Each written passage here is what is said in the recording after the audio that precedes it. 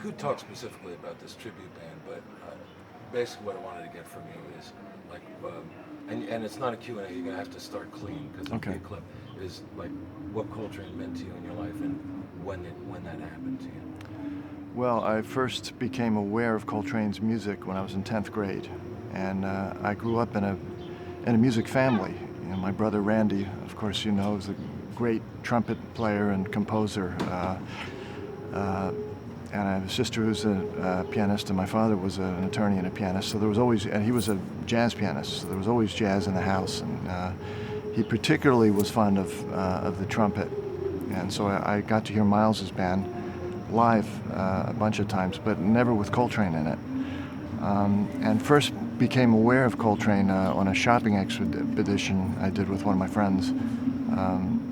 When I was in 10th grade, and he bought a Dizzy Gillespie record, and I bought a Coltrane album, live at Birdland. And that was a pretty bizarre record to be the first time I had been, for a fledgling listener, because the music was so intense and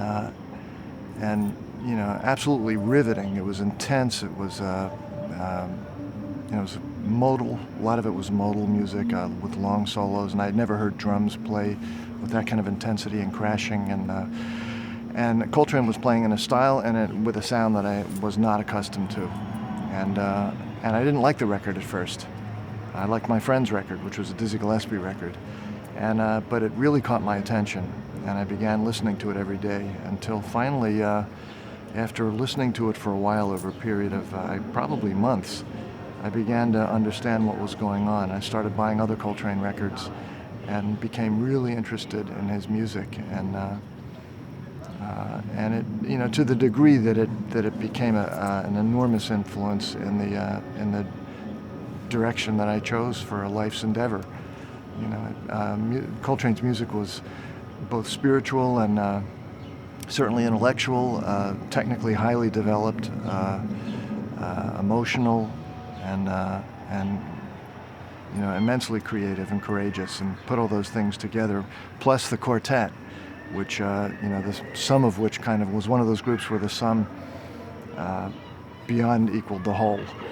What's the expression? The sum is greater than the whole. It was that group was a phenomenon, and so the power of that group literally kind of propelled me into choosing, or trying to choose, music as a livelihood.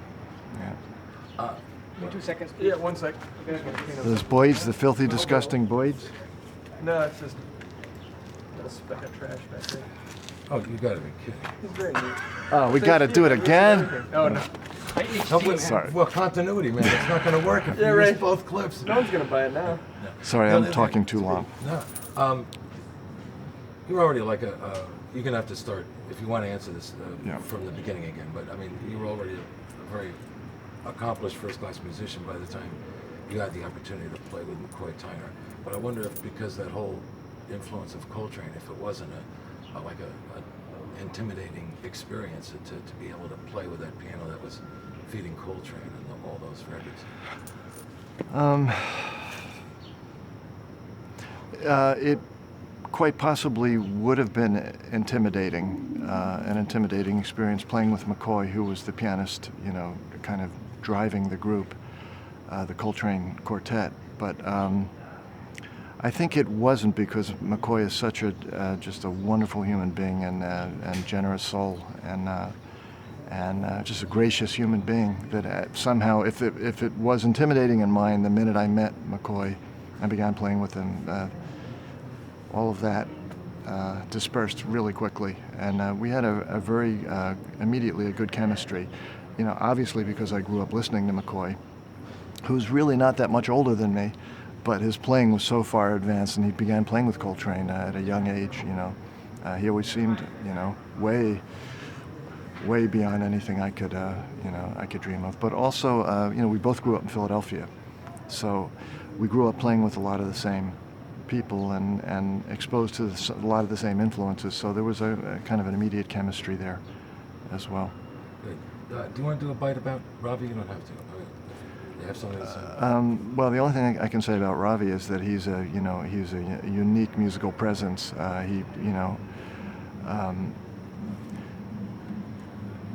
Has a very strongly developed, very highly developed musical personality of his own, irrespective of his, famous name and the fact that he comes from this, incredible, legacy of jazz. He's managed, I've always admired him because he's managed to carve his own unique identity, which is very difficult to do. That's intimidating. If you wanted something intimidating, that would be intimidating for me, to have a father who was that accomplished and be able to stick with it and come up with a whole other, kind of equation, that is also incredibly compelling, So I have tremendous respect for him, and I'm going to enjoy playing with him.